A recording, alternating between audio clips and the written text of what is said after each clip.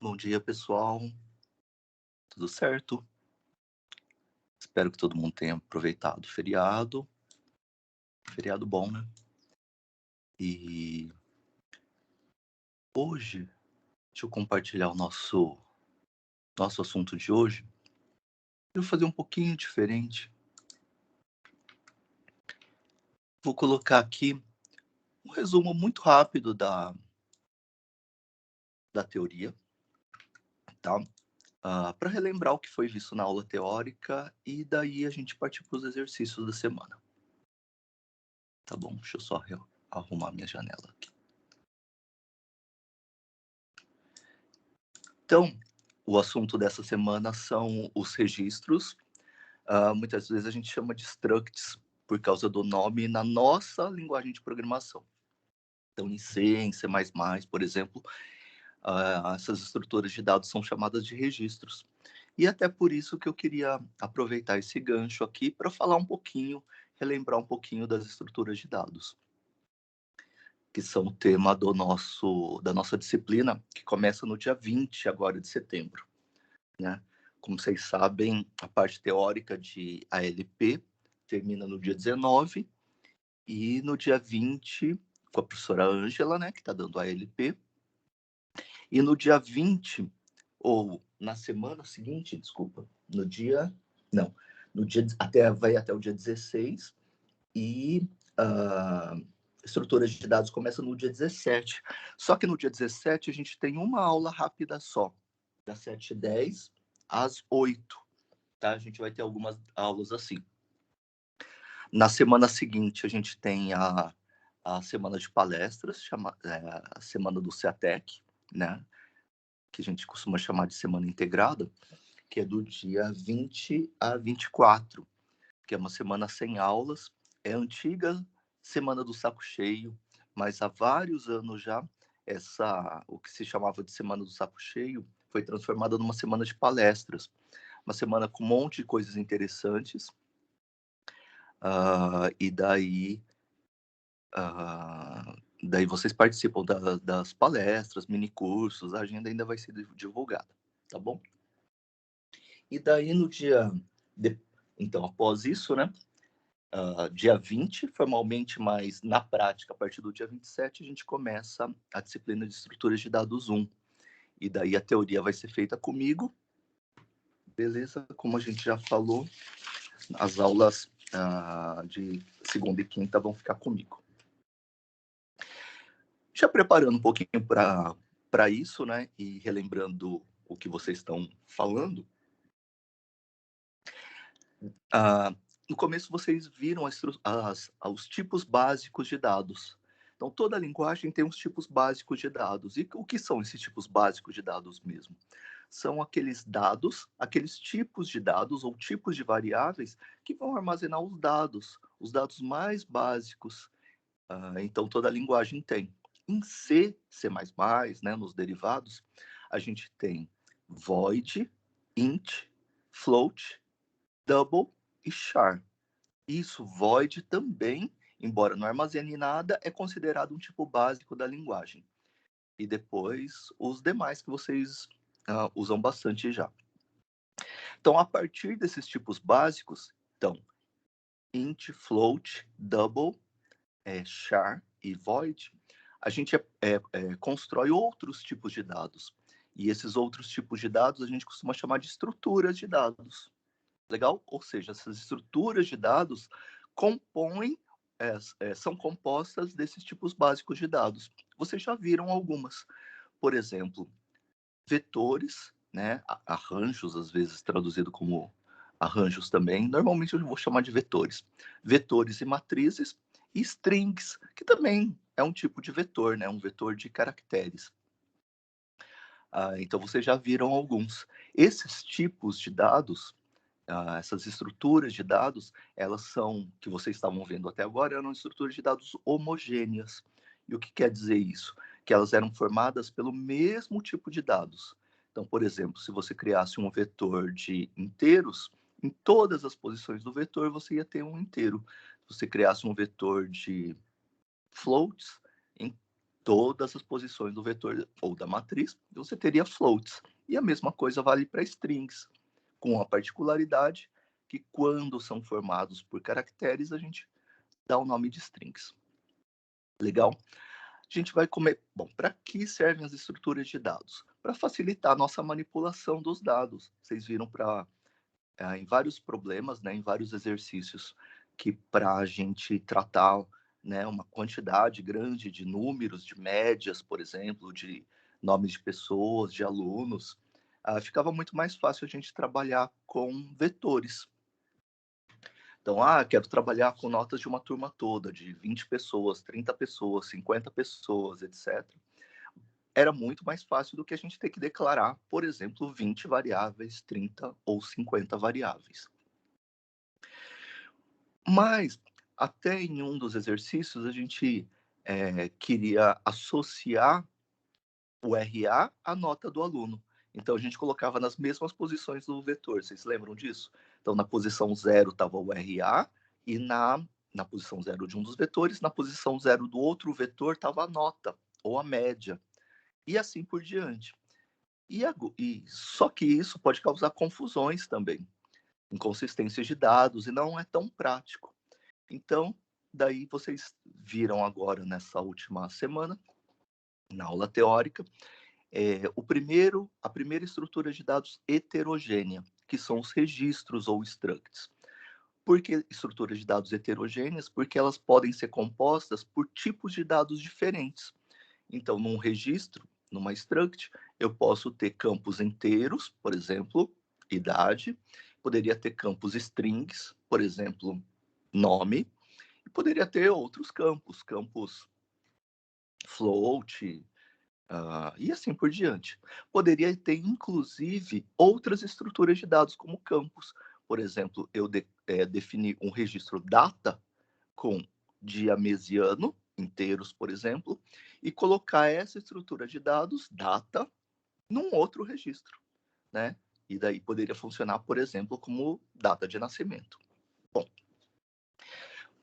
de qualquer forma, essas estruturas de dados que a gente está vendo até agora, que vocês estão vendo até agora, são estruturas de dados tanto homogêneas e agora a primeira heterogênea.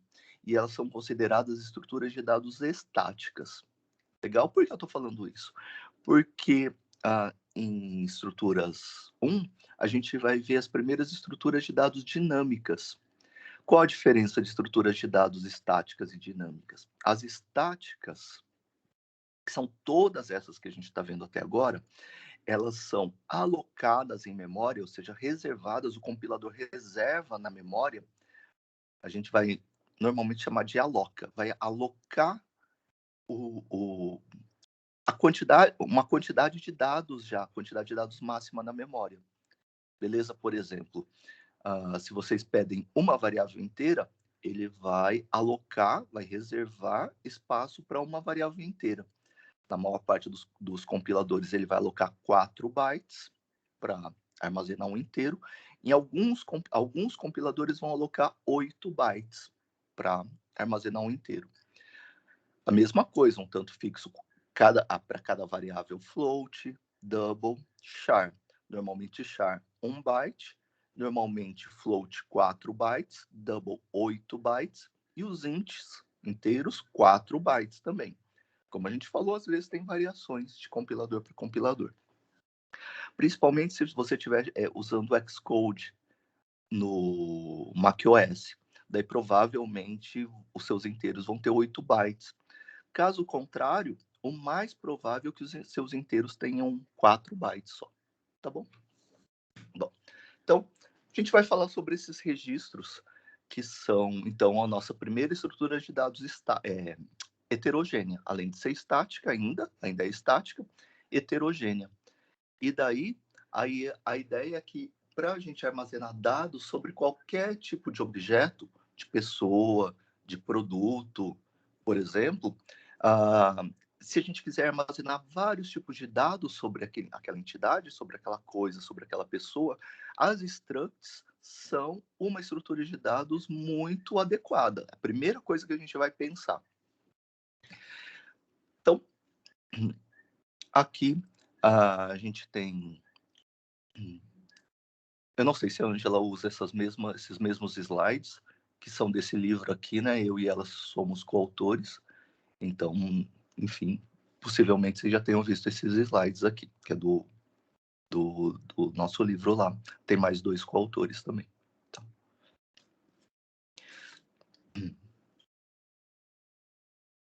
Então, por exemplo, se você for armazenar dados sobre uma pessoa, uma rede social, ou dados sobre cliente, sobre fornecedor, etc., você vai pensar em que tipos de informações você quer armazenar. Tipo, informações pessoais, de educação e trabalho, de hobbies, né? E para cada informação, por exemplo, que informações pessoais você gostaria de armazenar? Nome, cidade onde mora e assim por diante. Tá bom? E daí, como a gente vê, embora aqui a gente tenha, assim, tem 2 campos strings, a gente pode já imaginar que a gente poderia armazenar campos de outros tipos, beleza? Por exemplo, idade, ou data de nascimento, e assim por diante.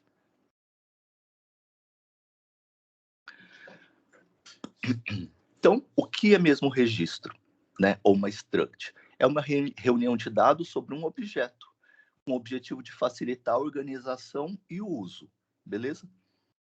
Cada um daqueles campos, daquelas informações que a gente armazena, são chamados de atributos ou campos. Por exemplo, aqui atrás, nome é um atributo da pessoa, cidade onde mora é um atributo, ou um campo do registro, beleza? Então, a gente chama de atributos ou campos, aquelas partes que compõem o registro, beleza? Podem ser também outras estruturas de dados, como, por exemplo, outros registros. Legal? Como o que a gente falou, a gente poderia ter montado uma struct data, né, composta por dia, mês e ano, e colocar essa struct numa outra struct. Embora a gente ainda não vai começar a fazer esse tipo de exercício, tá bom? Aqui, por exemplo, eu tenho uma struct amigo, e com os campos nome, cidade onde mora e sexo. Beleza? Tá bom? Nesse caso aqui, a gente já está falando que se essa string tiver 30 caracteres, cidade onde mora tiver 20 caracteres e sexo for 1 caractere, esse registro vai ocupar 51 bytes. 30 mais 20 mais 1. Então, cada vez que a gente declarar um registro, a gente vai alocar, o compilador vai alocar, vai reservar 51 bytes. E aqui, por exemplo, tem o registro, registro de um amigo com nome ocupando 30 bytes, cidade onde mora ocupando 20 bytes e sexo ocupando 1 byte. Aqui em cima ainda tem um contador ocupando 4 bytes, é um inteiro, beleza? Então aqui, o nome, cidade onde mora e sexo. Legal?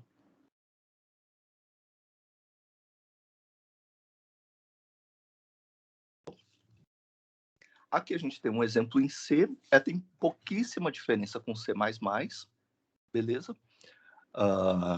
Aqui a gente definiu a struct, com aqueles 3 campos aqui, isso é só um exemplo. E na hora de declarar a variável, a gente coloca, se a gente deu um nome para essa struct de dados amigos, a gente declararia como dados amigos. Em C puro, a gente teria que colocar a palavra struct antes, mas em C++ a gente não precisa, beleza? Então a gente coloca só dados amigos, um vetor, por exemplo, de 100 posições. O que a gente estaria fazendo com isso? Se cada amigo ocupa 51 bytes e a gente está reservando 100 posições para amigos, a gente já estaria reservando, ou seja, alocando espaço para 100 vezes 51 bytes. Legal? Essas estruturas de dados estáticas, como os vetores, por exemplo, se você não armazenar nenhum dado, mesmo assim você vai estar usando todos esses bytes, nesse nosso caso 100 vezes 51, ou seja, 5.100 bytes, beleza?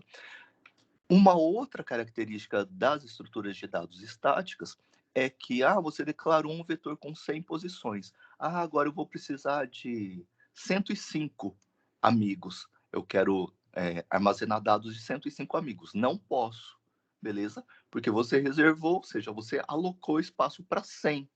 Se você quiser armazenar dados para mais do que 100 amigos, você teria que ir lá no programa, mudar o programa, né, colocar mais espaço aqui, recompilar, porque daí na recompilação o compilador vai alocar mais espaço. Legal? A outra outro exemplo, né, que a gente pode falar é como a gente pega a informação. Então, sempre com ponto. Então, por exemplo, se a gente declarou um vetor com 100 posições, ele vai ter a posição 0, 1, 2, a posição i. Daí, naquela posição, a gente se lembra que a gente tem, em cada uma das 100 posições, a gente tem esses campos aqui, ó. Campo nome, cidade onde mora e sexo. Para eu poder escolher se eu quero o campo nome, cidade onde mora ou sexo, eu coloco um ponto. Então, amigos 0.nome, amigos 0. cidade onde mora, amigos 0. sexo. Para outra pessoa, amigos 1.nome, amigos 1. cidade onde mora, amigos 1. sexo. E assim por diante. Aqui, só para abrir um parênteses, printf e scanf são os equivalentes a cin e cout do C, tá bom?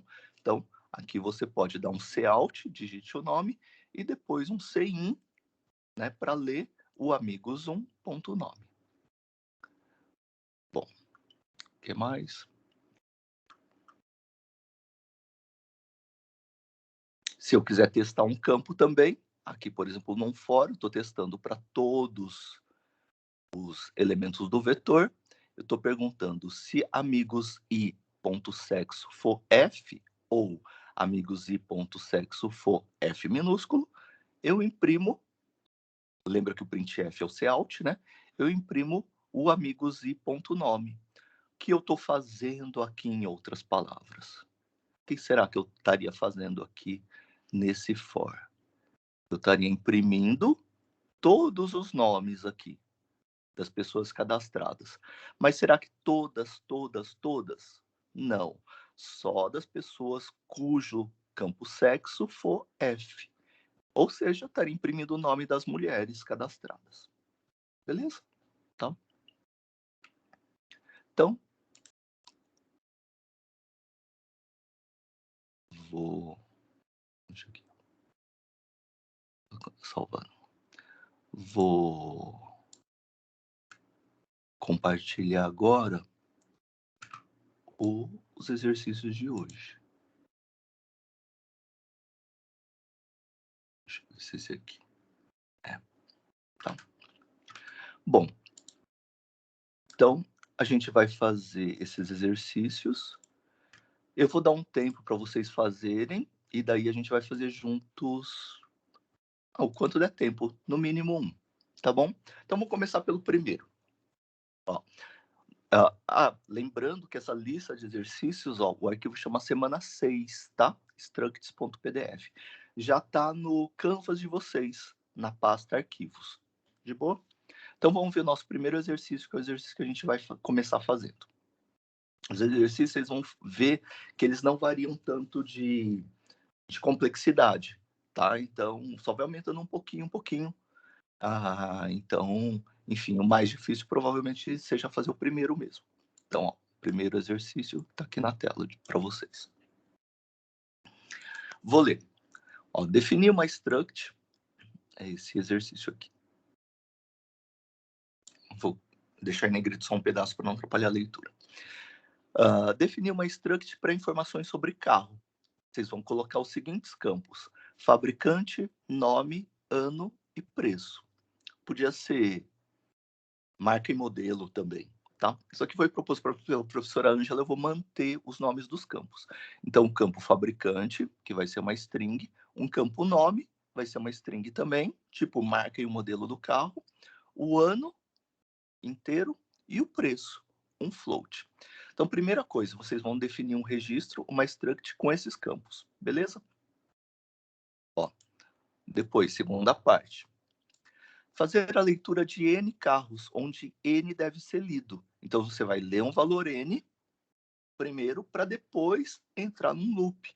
Como o N vai estar fixo, tipo assim, a pessoa você deu um Cout lá, digite quantos carros você quer cadastrar. A pessoa digita 10.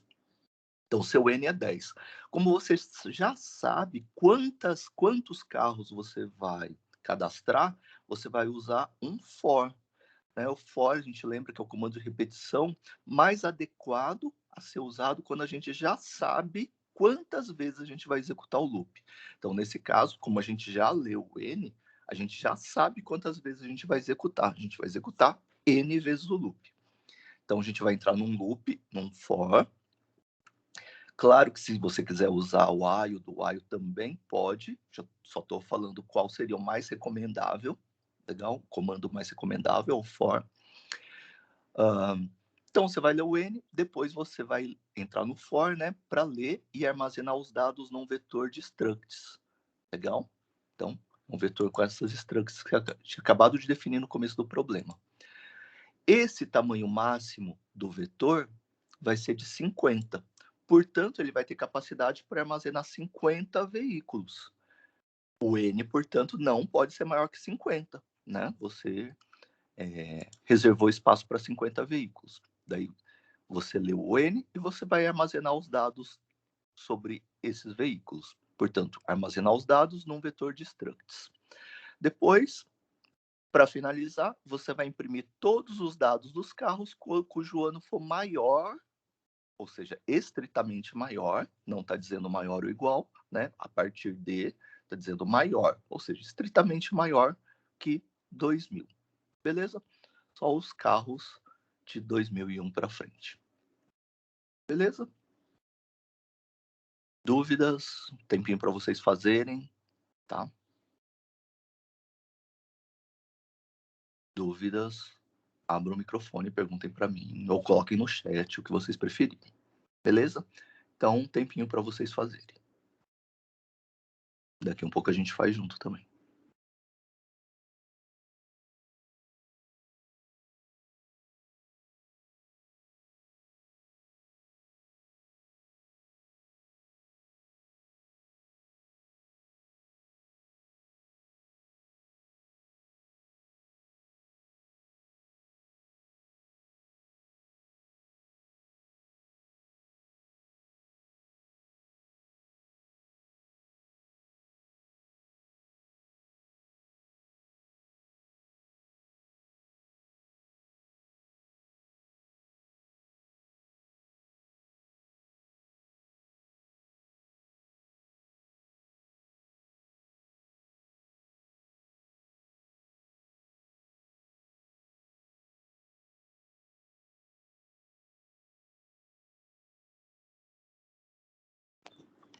Só compartilhar o Word ao invés do PDF. Peraí.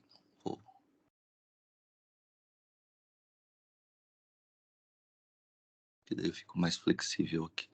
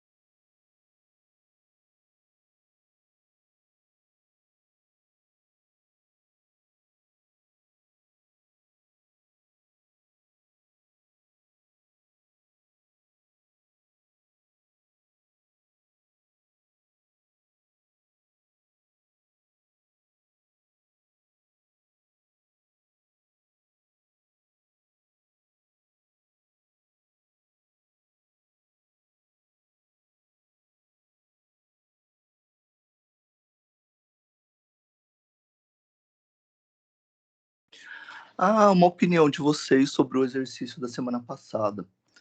Ah, vi que, deixa eu ver, uns entre 2/3 e 3/4 de vocês entregaram, né? Postaram o exercício no AVA. Beleza? Lembra que é o exercício de matriz.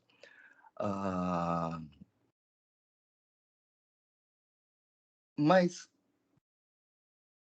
enfim, nem todo mundo conseguiu terminar, que é normal, mas eu queria saber da opinião de vocês. Vocês estão tendo dificuldades, estão achando difícil, estão ok? Enfim, opiniões de vocês. Quem quiser expressar opinião, por favor, fique à vontade.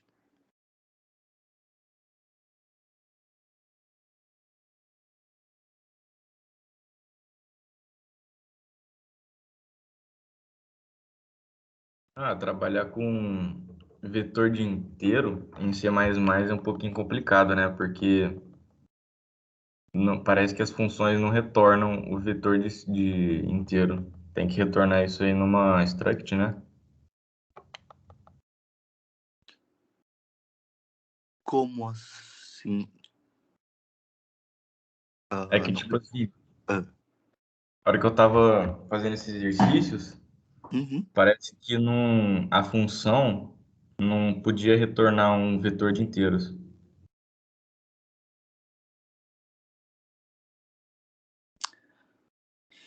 Então, na verdade, eu não entendi o que você quer dizer, porque, por exemplo, é que para a gente vai usar retornar para quando uma função chamar outra. Deixa eu imaginar o que você está querendo dizer com isso. Do Ah, tipo, que era de. Pode dizer. opa, na verdade seria tipo assim, você faz uma função, Uhum. só que ela não pode dar o return como um valor de um vetor de inteiros. Na verdade, ela poderia sim. Embora eu acho que vocês não aprenderam funções, né? A Para gente chegou a começar, mas tipo é, assim, eu tentei mas fazer pode sim. desse jeito e não funcionou Ah, muito. tá, pode sim. Daí como você usaria? Se você fosse retornar um vetor, você teria que colocar, por exemplo, um vetor de inteiros, você teria que colocar o tipo sempre precede o nome da função, né? Então, como é um vetor de inteiros, tipo, ele pode ter uma ou um monte de posições. Então, não tem como você retornar, por exemplo, se ele tiver 1 milhão de posições, ia ter que retornar muitos dados. Então, você só retorna sempre que for dados estruturados, tipo vetores, matrizes, strings e structs, você retorna só o endereço do primeiro byte dele. Isso é chamado de endereço ou ponteiro. Então, o tipo da função seria, se o vetor fosse de inteiros, int asterisco. Eu acho que talvez vocês não tenham visto isso ainda, talvez tenha sido por É, isso. Mas dá, é, dá para retornar, tá? a Ângela falou que ela não ia falar muito de ponteiro. Entendi, entendi. Mas então para usar função, nesse caso seria isso. Mas no caso de vetor ainda, nem precisaria, porque como o dado é estruturado, isso vale também para os outros, né? Vetores, strings, matrizes e structs, não, structs não, e strings, ah, tudo que você fizer alteração nesse dado, ele vai ser alterado de todo jeito. Então, você se simplesmente passasse o vetor como parâmetro da função, se você alterasse, nem precisaria retornar. A main já usaria os dados alterados, tipo preenchidos, por exemplo.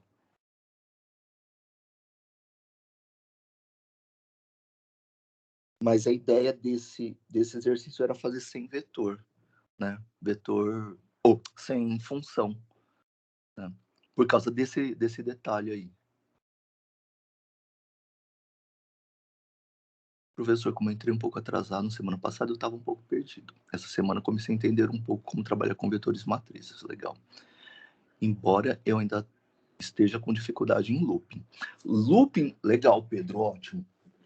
E eu acho que essa dúvida é uma dúvida não só sua, acho que tem bastante gente. Então, a ideia dos loopings, das repetições, né? Lembrando que para a gente programar, isso em qualquer linguagem de programação. Então, é bem legal a gente ter isso bem firme. A gente precisa, basicamente, de 3 tipos de comandos. Sequência, que é executar um comando após o outro. Seleção, ou condição, e repetição.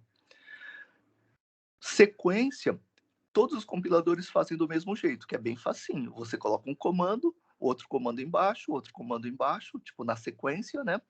E ele vai executar primeiro o primeiro comando, depois o segundo comando, o terceiro comando e assim por diante. Então é bem simples, bem intuitivo, né? Depois a gente tem dois outros tipos básicos de comando: de seleção, que é quando você quer fazer ou não, quer escolher se você quer fazer uma coisa ou escolher qual coisa você quer fazer, que é a seleção que a gente faz com if, por exemplo, if else ou switch case. E o que você está falando são os loopings, né? As repetições. Legal. Os 3 comandos mais usados em C, pelo menos, são for, while e do while. Legal? Então, quando é que a gente vai usar esses loopings? Sempre quando a gente for fazer várias vezes a mesma coisa. Para a gente não ter que ficar repetindo aquele pedaço de código. Tipo, imagina que você vai, por exemplo, aqui, fazer um pedaço de código para ler os dados dos veículos. Você ia ter que fazer 50 vezes, por exemplo, né? Nossa, ia ficar muito chato programar. Aí os loopings são para isso. As repetições, beleza? Como normalmente eu vou chamar. Dos 3 comandos, normalmente você até poderia usar um no lugar do outro, só que normalmente isso deixa um pouquinho mais complicado o código, né? O programa é um pouco mais sujeito a erros. Então, o que seria recomendável? Sempre que você já souber quantas vezes você vai executar o looping, por exemplo, aqui, você já leu o N, o usuário já digitou o N, você já sabe, eu vou executar N vezes. Daí o comando mais adequado é o for. Quando você não souber quantas vezes você vai executar, você vai usar o while ou do while. Quando é que você vai usar o while ou do while? Como é que você vai escolher? Do while, você não sabe quantas vezes você vai executar o looping, mas você sabe que vai executar pelo menos uma vez. Por isso você usa o do while, porque você primeiro faz, que é o do, né? Primeiro você executa o loop para depois testar se você vai continuar fazendo. Beleza? E o while, primeiro você testa. Então, no caso do while, você vai fazer de 0 a um montão de vezes. E no caso do while, você vai fazer de 1 a um montão de vezes. Quantas vezes? Você vai ficar testando durante o looping para ver se vai parar ou não. Tá? No caso do for, o interessante, até no exercício anterior teve várias dúvidas aqui, mas muita gente já consertou. Por exemplo, se tiver uma variável inteira, tá? Vou declarar aqui no chat. Por exemplo, uma variável inteira, um ponto e vírgula, isso no final, tá? Não sei se eu digitei errado. O for tem 3 parâmetros. O primeiro parâmetro é sempre uma inicialização. E quase sempre vai ter a ver com índice, que normalmente a gente usa I, J, K, legal? O segundo parâmetro é uma condição. E o terceiro parâmetro é uma coisa que a gente vai fazer no final de cada looping. Vou colocar aqui um exemplo. Então, aqui, por exemplo, esse é um looping típico para a gente fazer N vezes. Você vai inicializar um contador, no nosso caso é um i com 0, vai fazer enquanto i for menor que n, e a cada interação você vai fazer i mais mais. Então, por exemplo, se o nosso n for 2, você vai fazer uma vez com i valendo 0, você vai testar, i é menor que 2? É. I é menor que 2. Aí você vai fazer o looping aqui com I valendo 0. Tipo, preenchendo ou testando, né, o seu vetor na posição 0. Depois, quando você terminar o looping, você sempre vai fazer o que tiver aqui no terceiro parâmetro. Então, você vai incrementar o I. O I valia 0, vai passar a valer 1. Então, na segunda vez, ó, agora o I vale 1. Ele só é inicializado na primeira vez, hein? Né? Beleza? Agora, depois no final do looping, ele foi incrementado. O I que valia 0 vale 1. Eu vou testar, ó. I é menor que 2? 1 é menor que 2? Ainda é. Eu faço lá o looping com o I valendo 1. Ou seja, eu posso preencher ou testar o meu vetor na posição 1. No caso de vocês, vocês vão preencher o carro primeiro o carro número 0, né? Depois o carro número 1. No final, depois que eu tiver terminado de preencher o segundo carro, no final do looping, o que vai acontecer é o terceiro parâmetro lá. O I vai ser incrementado, o I vai passar a valer 2.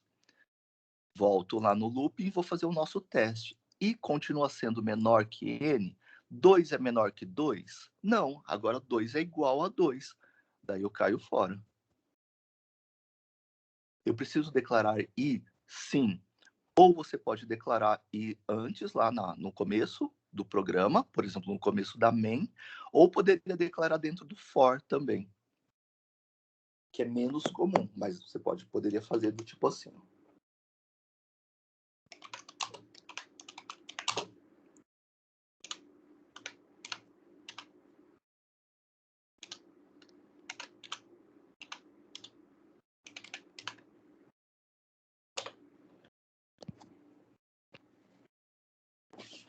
Sempre tem que estar declarado, ou já ter sido declarado antes, tipo, antes da main, se for uma variável global, dentro da main, que é o mais comum, né?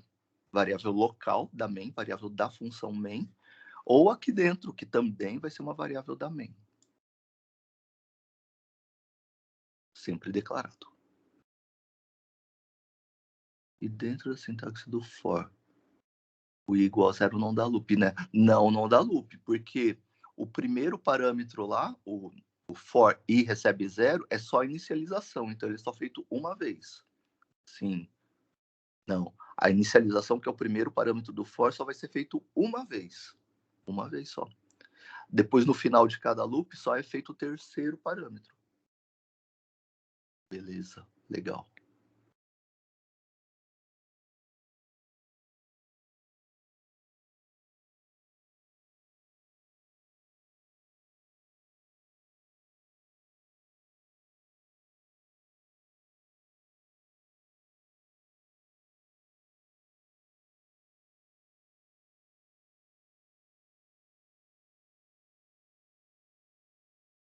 Legal, bacana.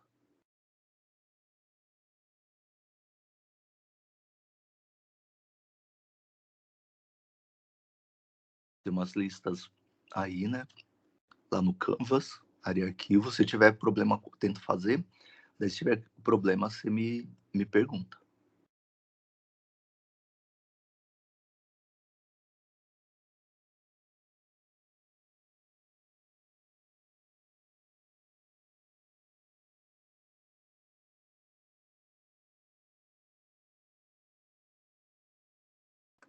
Isso vale para os demais também, viu? Não levem dúvidas. O legal é a gente ficar, né, sabendo certinho, deixando o mínimo de buraco, principalmente nesse começo, né, de lacunas, assim. Como o Davi falou, o Davi, por exemplo, perguntou um negócio mais avançado que vocês estão, mas eu achei super legal ele ter perguntado para já, quando a gente falar mais sobre ponteiros, né, daí já poder aplicar direitinho.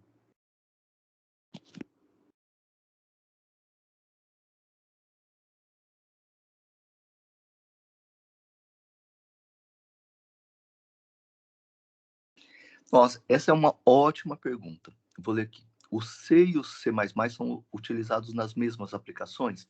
E nesse caso, a gente está aprendendo os dois simultaneamente, né? O C é considerado, bom, tirando o assembly, que é a linguagem de máquina, é assim, a mais, acho que, se você olhar a gravação, acho que da primeira ou da segunda aula, tem uma tabela comparativa das linguagens, tanto em, tipo, tempo de processamento, gasto de memória e gasto de energia.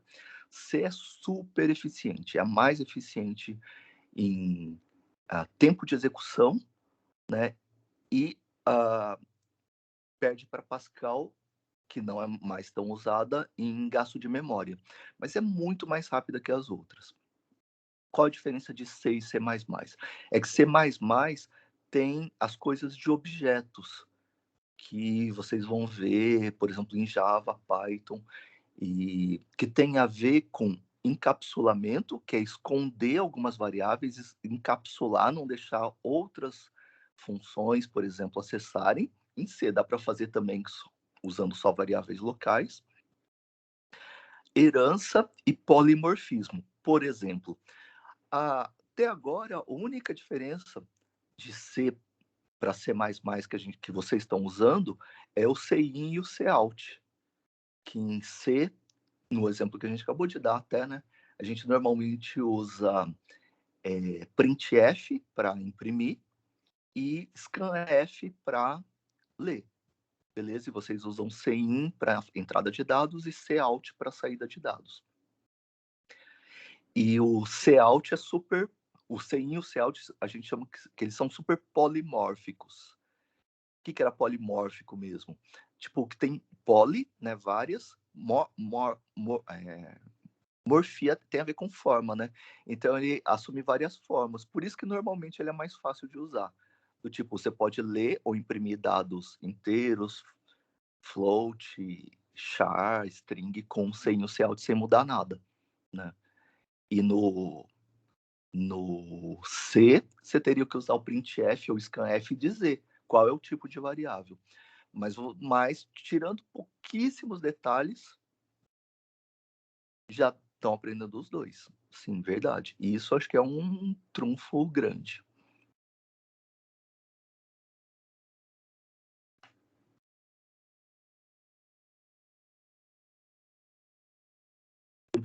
Sempre que tiver diferenças, eu vou pontuando. Tipo, quando eu mostrei o printf e o scanf, eu falei para vocês, né? Quando a gente declarou a struct, e lá no C, a gente tinha, para declarar a variável, tipo o vetor, por exemplo, a gente tinha colocado a palavra struct. Em C++ é exatamente igual, só que a gente não precisa colocar a palavra struct. Né? Então as diferenças são muito pequenas. Aprendendo uma, você sabe a outra. Ainda mais assim, eu vou pontuando as diferenças. Daí vocês saem com as duas, sim, com certeza.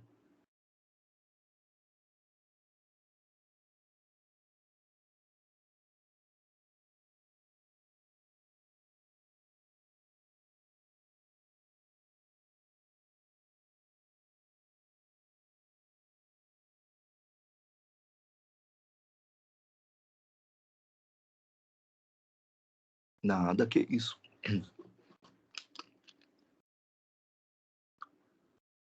Perguntem sempre. Eu gosto que vocês perguntem.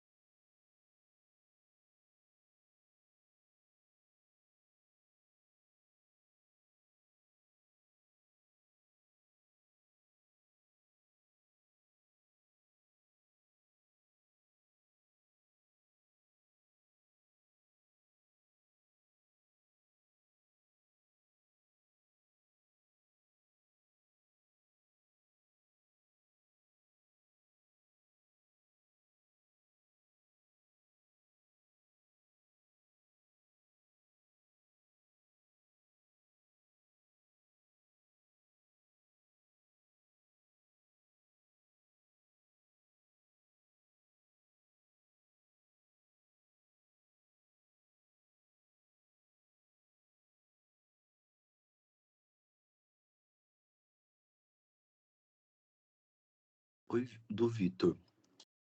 Essa atividade está valendo nota igual às outras? Não, tá? Só quando daí eu anuncio assim, né? E abro uma tarefa lá no Canvas. Então, não tá valendo nota, tá?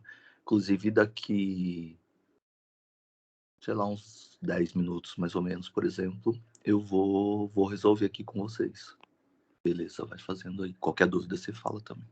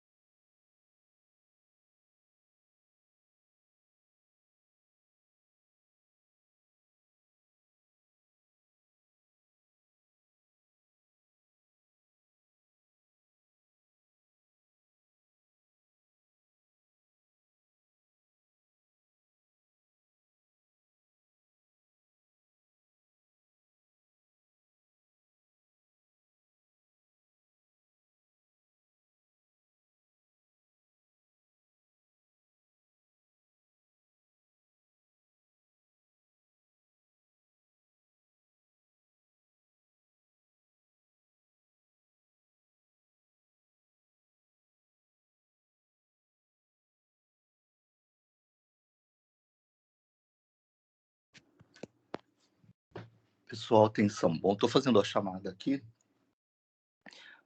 Alguns eu não encontrei logados, então, enfim. Só para cumprir tabela, né, do meu papel aqui, já que alguém pode estar logado com outra pessoa, tal.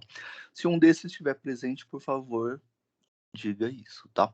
Guilherme Henrique Garcia, Guilherme de Oliveira Marrete, João Vitor Vidal e Vinícius Borim Ferreira. Algum desses está presente?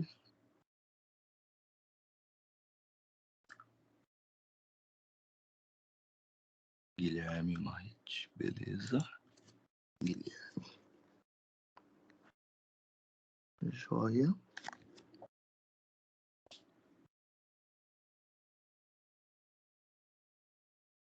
Vou confirmar então. Pergunta do Carlos. Tem que postar a tarefa? Não, hoje não precisa postar essa tarefa, não faz parte daquelas com nota, tá?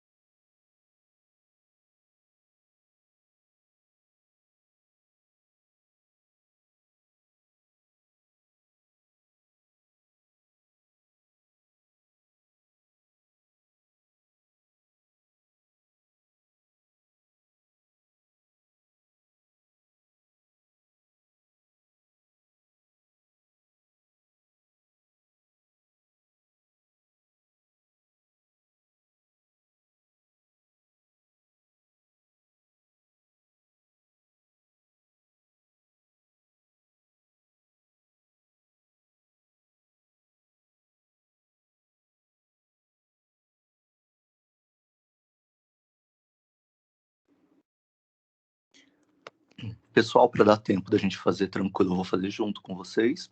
Vou pedir para todo mundo que está fazendo para imaginar já, projetar quais seriam os próximos passos, o que está faltando para vocês fazerem ainda, tá? Para depois comparar com, enfim, com a solução que a gente vai fazer juntos.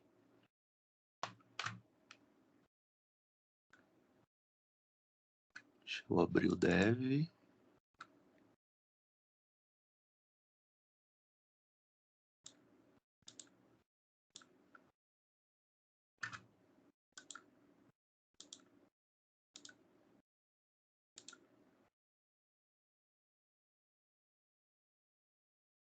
Ai, não, é mesmo, Dev não compartilhou.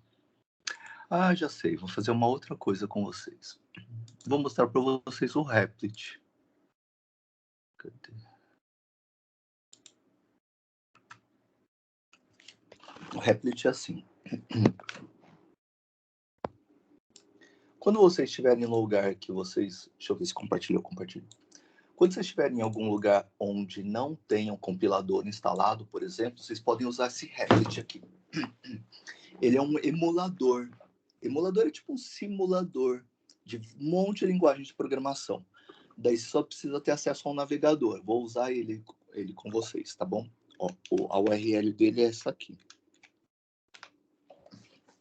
Então, qualquer navegador, você coloca lá o endereço repl.it. Ó, tipo aqui, eu vou abrir uma outra aba aqui. Que está aparecendo para vocês. Tá. Aí, Replit. vai abrir isso aqui, ó, tá bom? Caso vocês não... na primeira vez, provavelmente ele vai pedir para entrar fazer login, beleza? Mas daí dá para fazer com Google, Facebook, algumas coisas assim, de boa. Aqui, ó, tem um monte de linguagens, vou abrir aqui, ó, um monte de linguagens que ele faz emulação, ó. Tipo Python, Node, C, Java, C++, Ruby, HTML, Scheme, Go, Rust, e Python, C Sharp, Swift, enfim, montes, ó. Tem uma lista grande aqui, JavaScript, PHP, enfim, tem muitas. Beleza? E eu vou fazer para C++. Deixa eu voltar aqui. Criar um new para C++. Beleza? Tá? A gente escolhe aqui e dou um create, que é esse botão. Aí ele vai criar esse emulador. Legal. Aqui ele já criou um arquivo, tá? Chamou de main.c. Se quiser, você pode alterar aqui, dar um rename. Vou chamar de, sei lá, carro.cpp. Beleza? Dá um nome pro programa. E aqui aparece o programa, tá bom? Eu vou só mudar a proporção da minha janela aqui. Depois a gente já fala dessa parte aqui da direita. Tá? Vou fazer o programa aqui. De boa.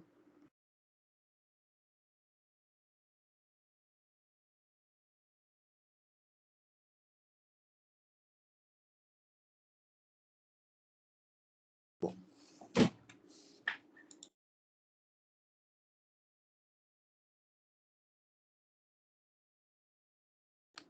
Espera aí. Sumiu aqui um monte de coisa.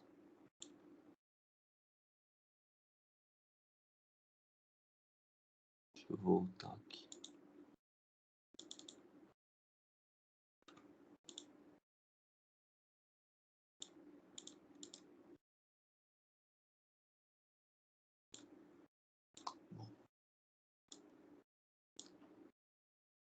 Eu vou tirar esse alt aqui. Bom, então vamos fazer o programa. Deixa eu ver se está aparecendo para vocês. Deixa eu aumentar um pouquinho a letra. Settings, fonte. Só para large. Vê se está dando. Se tiver muito pequeno, daí vocês me avisam. Mas acho que large deve estar bom.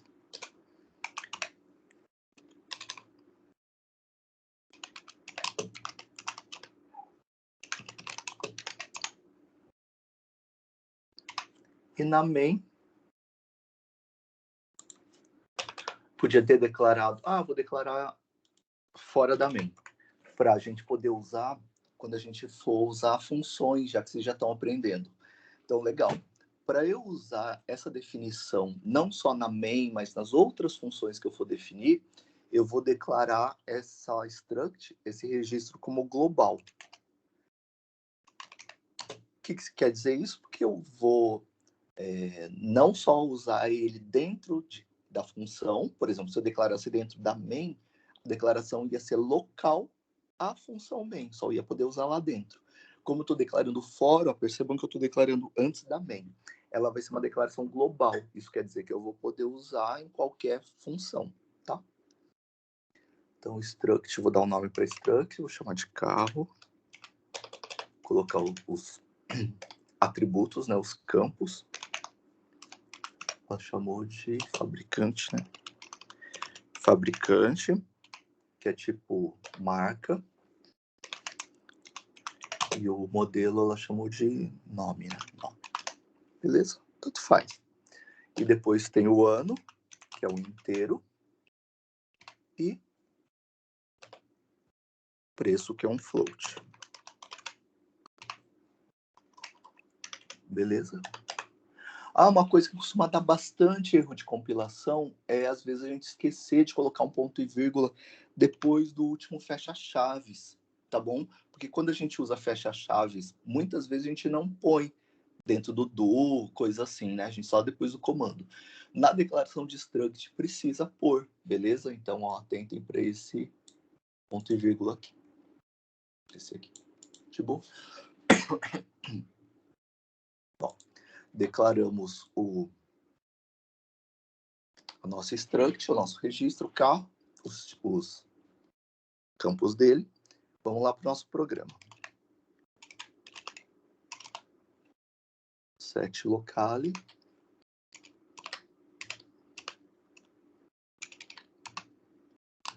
Português. Para ele entender a acentuação tal em português. Bom, vamos declarar as nossas variáveis. Como a gente falou, dá para declarar em qualquer lugar, mas o mais usual é declarar aqui perto da main, tá? Bom, então a gente vai precisar de pelo menos 2 variáveis inteiras, uma para controlar os fors e uma para o usuário digitar o N, tá? É o número de carros. Caso a gente precise de mais variáveis, depois a gente volta aqui e declara outras variáveis. E vamos precisar do nosso vetor. Ó, qual que é o nome do tipo que a gente declarou? Ó, o tipo é carro. Então, é como se a gente tivesse declarado em C, não em C++, tem um comando que a gente chama de typedef, que normalmente a gente põe aqui em cima, ó, quando a gente declara o carro aqui. Tipo, typedef, vou declarar um tipo carro. E daí, assim como a gente tem os tipos int, float, double, a gente pode declarar uma variável daquele tipo. Então, a gente criou um tipo carro. E agora, vou ter variável desse tipo. De boa? Tá? Em C++, a gente não precisa colocar o typedef aqui. Tá? Então, quando a gente declarou carro lá, struct carro, a gente já declarou o tipo. Tá? Qual que é o tipo dele? Carro. E que informação que tem nesse tipo? Uma string que chama fabricante, uma outra que chama nome, um int e um float, tá? Ano e preço. Bom, vamos declarar o nosso vetor, vamos dar um nome para o vetor, vou chamar de vet, e ele vai ter 50 posições, que é a quantidade máxima de carros que a gente, enfim, vai ter. Aí, a gente vai ler o N. Vou fazer uma checagem assim, bem rapidinha, daí cada um usa a que preferir, para ver se o usuário vai digitar um N válido. Vou dar só um cout.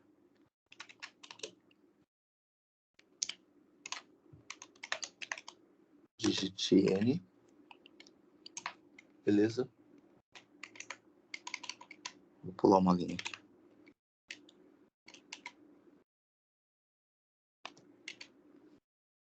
Digite N. E podia colocar lá entre 1 e 50, sei lá, qualquer coisa assim. Tá? Mas aqui só para o programa não ficar, enfim, a gente ir para o que interessa para a gente já. Vou deixar mais simples. E daí o usuário vai digitar o N. Então eu vou ler, né? Vou dar o CIN no N. Beleza? Vou ficar fazendo isso aqui enquanto o N for menor que 0, que eu quero N maiores que 0, ou N maior que 50. Beleza? Tá? Podia dar uma mensagem quando ele, enfim, dá um if N não foi isso aí, né? N menor que 0 ou N maior que 50, cout, número inválido e tal. Mas, enfim, vou deixar aqui bem simples, tá bom? Então, estou esperando o usuário digitar um número maior que 0 e menor ou igual a 50. Tipo, maior ou igual a 0, menor ou igual a 50. Aí o usuário digitou já o N. Suponho que tenha digitado 2, 5, 10. Eu já sei agora quantos carros eu vou cadastrar. Qual que é o loop, né, o nome do comando, quando eu já sei quantas vezes eu vou fazer. For. For é o meu comando tipo, mais adequado lá. E eu vou fazer N vezes. Então, eu vou fazer sempre uma das formas de fazer, né? Começando com I 0, enquanto I for menor que N, e mais. Daí eu vou fazer as N vezes aqui. Beleza? Aí, para cada uma das vezes, eu vou, tipo, pegar os dados do carro. Então, sei lá. Alt, sempre com barra N. Digite os dados do carro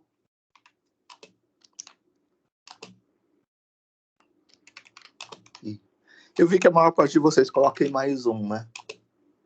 Tanto faz, de boa. Aqui. Eu vou normalmente, às vezes no primeiro ano, assim, a gente coloca aí mais um para ser o carro 1, 2, 3. Mas em computação a gente vai ficar tão habituado a pensar em carro 0, carro 1, carro 2, que eu vou deixar o I aqui, tá? Não vou imprimir mais um. Então, digite os números, os dados do carro I, tipo do carro 0, depois do carro 1, carro 2, etc. Mas, como cada um preferir. Dá na mesmíssima. Aí eu vou digitar marca. Vou pedir pro cara digitar marca. E vou ler. O primeiro elemento vai estar no VET 0. Depois vai estar no VET 1, VET 2. Então vai ser sempre no VET I. Beleza? Quando I valer 0, eu vou armazenar, vou ler os dados do carro 0. O carro 0 está na posição 0 do vetor de carros do VET. Legal? E eu acesso cada um dos atributos com ponto. Então, para eu pegar a marca, né, ou o fabricante, eu vou colocar o que eu ler no VET I.fabricante.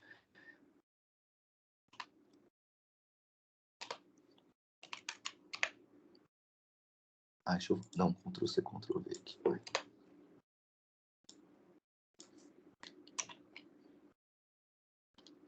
Então, primeiro eu vou ver a marca, depois eu vou ver o modelo, vou ler o modelo e vou armazenar no VET.nome, que é o nome do campo. Depois vou pedir para o cara digitar ano, né? Ano, o ano, e vou ler no VET.I.ano. Por fim, vou pedir para o cara digitar o preço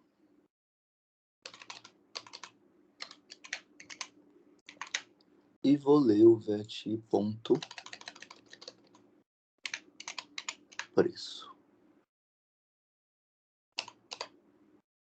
Deixa eu ver, deixa eu ter uma mensagem aqui.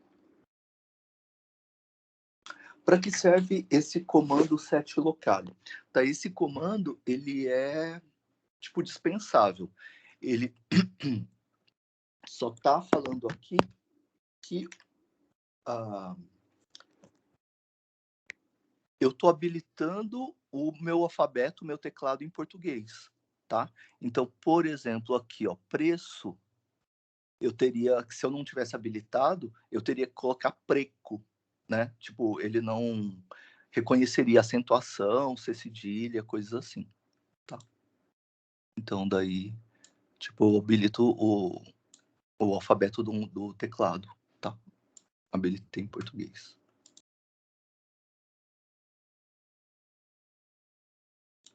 Bom, aqui, nesse for, então, ó, eu vou executar esse for N vezes para cada um dos carros. E vou preencher todos os campos do carro que estão nesse vetor VET. Então, fabricante, nome, ano e preço. Legal? Então, quando eu sair desse for, quer dizer que eu já li os dados dos N carros. Aí, deixa eu ver lá no enunciado. Então, definir uma struct com informações sobre carro, fabricante string, nome string, ano inteiro e preço float. Beleza. Fazer a leitura de N carros, onde N deve ser lido. Legal, já lemos o N e já fizemos a leitura dos N carros. E armazenar os dados no vetor de structs. Feito. Depois, o que está faltando agora? Imprimir todos os dados dos carros cujo ano for maior que 2000. Vamos fazer isso aí. Vamos dar um cout aqui para começar os nossos resultados. Vou pular 2 linhas. Carros acima de 2000.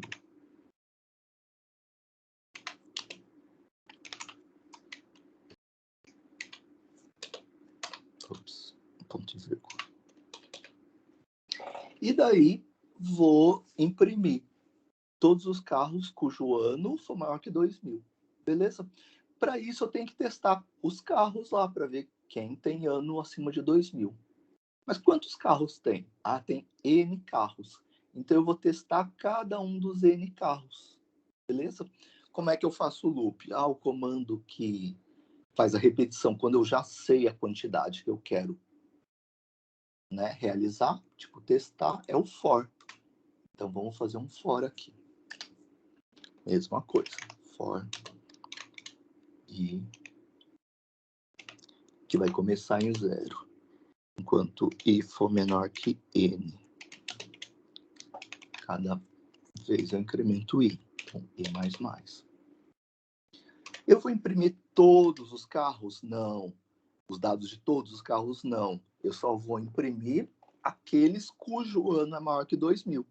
Então, aqui eu vou escolher, vou fazer ou não vou fazer, vou imprimir ou não vou imprimir. Os comandos que fazem essa seleção são if e switch case, né? Então, vou usar o if. Então, só vou imprimir se o vet i ponto ano. Lembra que o ano está nesse campo, né? Nesse atributo ano. Então, se o vet i ponto ano for maior que 2000. Lembra que era estritamente maior que 2000, né? Não é maior ou igual. Então, se for maior que 2000, daí eu vou imprimir. Então, aqui dentro desse if, eu só vou, né, fazer esse if se o ano for maior que 2000. Daí eu vou imprimir todos os dados do carro. Quais são os dados? Vou imprimir, ou seja, cout,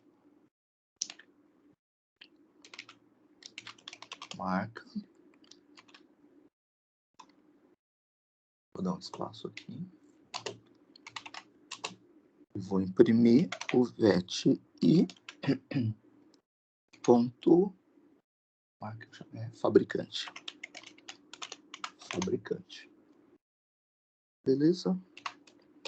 Daí vou imprimir os outros dados.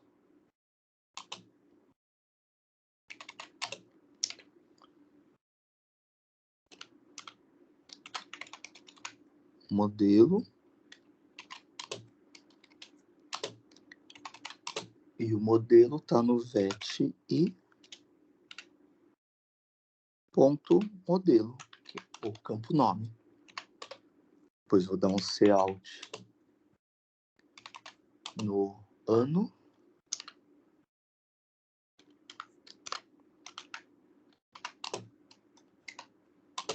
E vou imprimir o vet i ponto ano. E por fim,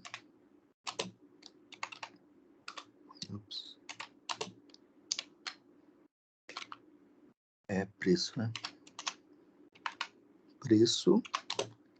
E vou imprimir o vet i ponto preço. Beleza?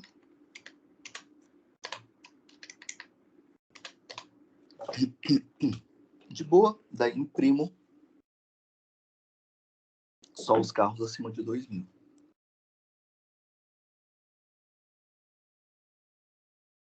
Vamos ver se está faltando alguma coisa. Se estiver faltando, ponto, que seja ponto e vírgula, sei lá, variável, vocês podem me avisar, fiquem à vontade, tá bom? Aqui, ó, essa plataforma aqui, esse Replit, ele simula um ambiente Linux, beleza? macOS, que muitas vezes eu chamo de Unix, porque é o mesmo sistema operacional. A gente vai chamar de mesmo núcleo, o mesmo kernel do sistema operacional, tá? Então, e daí ele vai funcionar assim. Tá bom a gente ver uma vez. Vou colocar um pouquinho maior aqui, ó, ao lado direito, para todo mundo observar melhor. Então, para a gente, ó, o nosso, ó, do lado esquerdo, ó, o nosso arquivo chama carro.cpp, beleza? Aqui, ó, isso aqui do lado direito é uma interface de linha de comando. É uma shell, às vezes a gente chama de terminal. Então, a gente pode colocar comandos aqui. O comando para compilar programas em C é chamado de GCC, ou GNU-C. Tá? Ele é um compilador bem famoso. Ele que é o compilador usado para fazer o núcleo do sistema operacional, tipo Unix, Linux, macOS, coisas assim. E quando for para C++, a gente usa G++. Tá? Então, o nome do comando é G++. Por que G mesmo? Vou colocar aqui no chat de vocês. Porque o GCC é o GNU-C.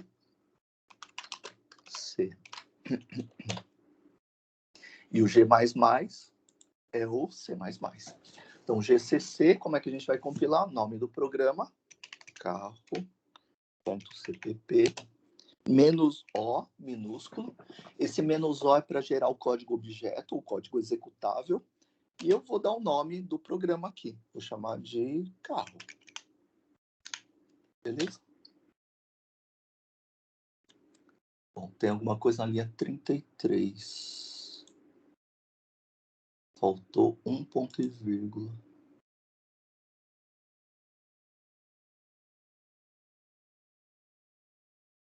Linha 33. Ah, tá. Faltou menor. Tá? Então, vou voltar aqui e vou recompilar. Para recompilar, para pegar os últimos comandos, setinha para baixo, setinha para cima. Então, setinha para cima já recupera o último comando. Beleza? Vai ter compilado. Caso eu queira saber quais arquivos tem ali, naquele diretório, naquela pasta ls. ls quer dizer list, tá? Para dar a lista de arquivos. Ó, então lá tem o arquivo carro e o arquivo carro.cpp. Deixa eu ver que horas são. Ainda tem 10 minutos. Com uma curiosidade, se eu der ls espaço -l, ele vai dar o list com outras características. Tipo, ó, quem é o dono, ele me chamou de runner, né? Tem o tamanho, o código fonte, o CPP tem 840 bytes, o executável, aqui no Linux, macOS não tem a extensão .exe, essas coisas assim, tem em torno de 14K, tem a data aqui da última modificação, e tem aqui, ó, se você pode ler, escrever, executar, se o dono pode ler, escrever, executar, que é RWX, se o pessoal do grupo dele, e se todo mundo, o que todo mundo pode fazer. Beleza? Enfim. Aí vocês veem que carro como executável tem o X, ó. E o carro como .cpp, que é o arquivo fonte, ele não pode ser executado. Então não tem X aqui. Enfim. E para a gente executar, ponto barra e o nome do programa. Carro. Deixa eu ver se tá aparecendo aí, tá, né? Aí digite N. Eu vou digitar o número de carros. Vou digitar 2. Digite os dados do carro 0. Marca. Ford. Modelo. Sei lá. Carro. Ano. Vou colocar 2001. Só para ele imprimir, beleza? E preço. Ai, sei lá, não vou nem inventar. Vou colocar 66. Digite os dados do carro 1. Então, esse aqui eu nem vou, ele nem vai imprimir, eu vou colocar A, modelo BBBB, ano 1999, tipo, ele não vai imprimir, e preço 10. De boa? Então, daí, depois ele vai imprimir só o carro primeiro lá, o 0. De boa? Dá Enter. Aí, aqui, carros acima de 2000, do ano 2000. Aí é o Ford K, ano 2001, preço 66. Tá bom? De boa.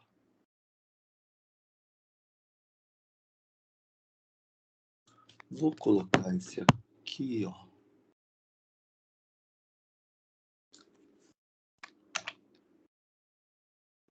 No chat de vocês.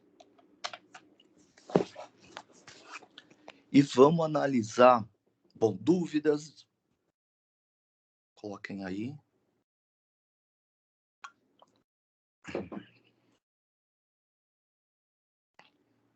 De boa. Vamos analisar os outros. Deixa eu descompartilhar aqui, compartilhar os enunciados. Cadê aqui? Bom. Vamos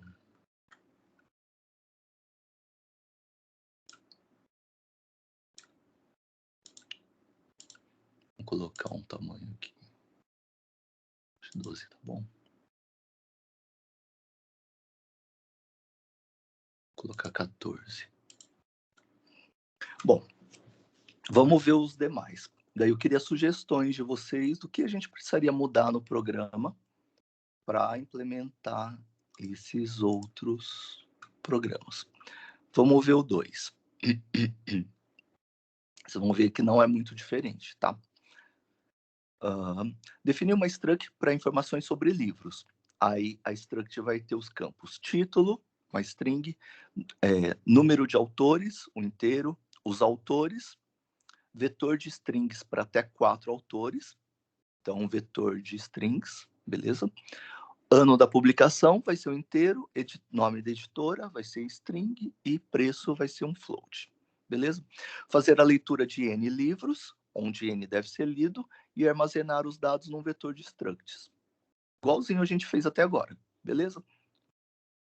Numa outra struct, claro, mas você vai ler o N e daí cadastrar os N livros.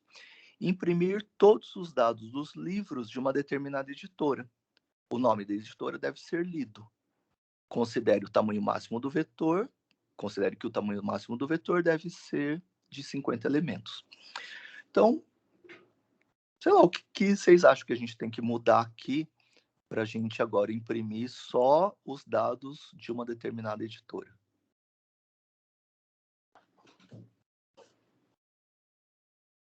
Tem muita coisa para mudar nesse programa, será? Bem parecido, né? Então, a grande diferença vai ser, ao invés de testar, por exemplo, se o ano for maior que 2000, vocês vão ler editora antes, né? Dar um CIN. Vocês vão... uma coisa importante, vocês vão ler o nome da editora uma vez só. Então, esse CIN tem que ser fora do for. De boa? Tá? Porque se colocar dentro do for, você vai ler... Você tentaria ler o nome da editora N vezes. Então, você vai dar um Cout, digite o nome da editora e um CIN. Lá, editora. Beleza? Fora do for. Para daí, dentro do segundo for, você testar e imprimir só só if o vet.editora foi igual à editora que você leu. De boa? Tá? Bem parecido, né? Vamos ler o terceiro. Definir uma struct com os campos de dados do aluno, RA, que vai ser uma string, nome string, idade inteiro e uma nota real, float. Construir um programa que faça a leitura de informações de N alunos, até agora bem parecido, tá? N alunos, e os armazena em um vetor, né? Ou array, ou arranjo de structs, beleza? Igualzinho, e imprime os dados dos alunos com nota maior do que 5. Na verdade, maior ou igual a 5, tá bom? Os alunos aprovados. De boa? Bem parecido também, concordam? Então, vocês vão cadastrar todos os N e na hora de imprimir, vocês vão selecionar, ou seja, vai ter o if lá, e vão selecionar para imprimir somente os alunos com notas maiores ou iguais a 5. Leia que maior ou igual, tá bom? A quarta. Definir uma struct com os campos de dados de aluno, RA string, nome string, idade inteira, nota real. Ou seja, vocês vão aproveitar a struct do exercício de cima. Construir um programa que faça a leitura de informações de N alunos, onde N deve ser lido, e os armazena em um arranjo de structs. Legal, tá igualzinho. O que mais que ele vai fazer? Altera a nota aumentando em 10% a nota lida, mas apenas dos alunos com nota menor do que 5. Então, toda vez que você for ler uma nota, você testa se a nota for menor que 5, se for, você aumenta em 10%. Beleza? Tá? Alguma dúvida de como fazer isso?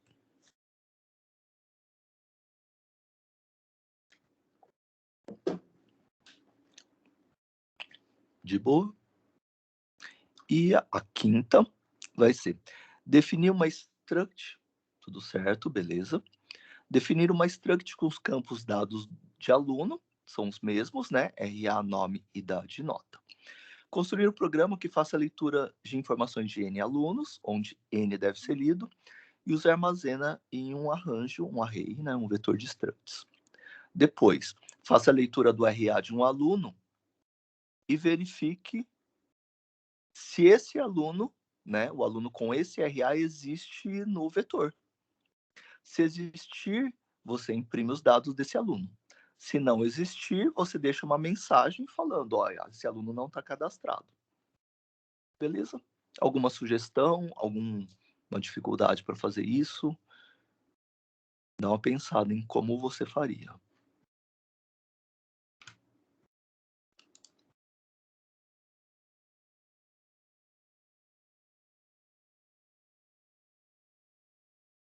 Então, bom, deixa eu voltar aqui. O que você vai fazer? Então, você vai ler o RA de um aluno e daí você vai percorrer o vetor, beleza? Para ver se você acha aquele RA.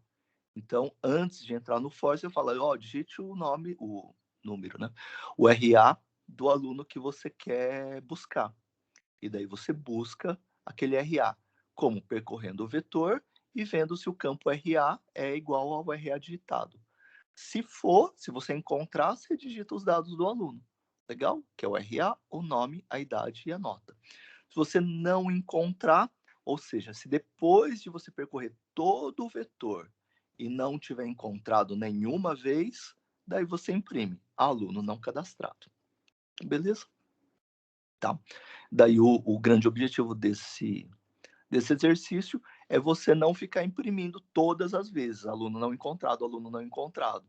Tipo, se você depois de percorrer todo o vetor e não ter encontrado aquele RA, daí você vai imprimir uma vez só, tipo, aluno não encontrado. Tá bom? E o último exercício, definir uma struct com os mesmos dados, construir um programa que faça a leitura de informações dos N alunos e armazena no arranjo. Até agora tudo igual. Depois ele vai alterar a nota do determinado aluno. Beleza? Como fazer isso? Para alterar a nota do aluno, usar como entrada o RA, buscar na tabela o aluno e alterar a sua nota. Então, bem parecido com o anterior, você vai falar qual aluno você quer alterar a nota. Daí a pessoa, o usuário, digita o RA, você vai lá e busca aquele RA. Quando você encontrar, ao invés de você imprimir os dados do aluno, você vai perguntar qual é a nova nota do aluno, qual é a nota correta do aluno, e vai armazenar no campo nota. De boa? Então, esses exercícios de hoje, para fazer, não é para postar, não é para entregar, e dúvidas, tragam, por favor, na semana que vem. Tá bom? Obrigado pela presença e até semana que vem.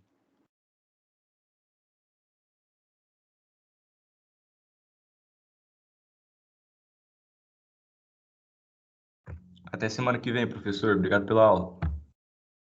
Valeu, obrigado. Até.